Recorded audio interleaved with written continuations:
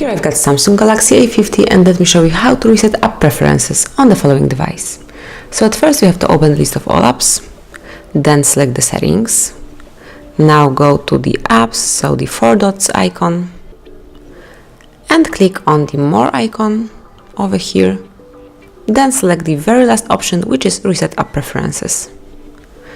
As you can see, it will reset all your preferences for disabled apps, notification restriction for apps, default apps, background data restriction for apps, and permission restrictions, but you will not lose any existing app data.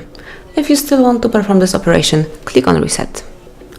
And actually that's it. You've just reset app preferences for your device. Thank you for watching. Please subscribe our channel and leave the thumbs up.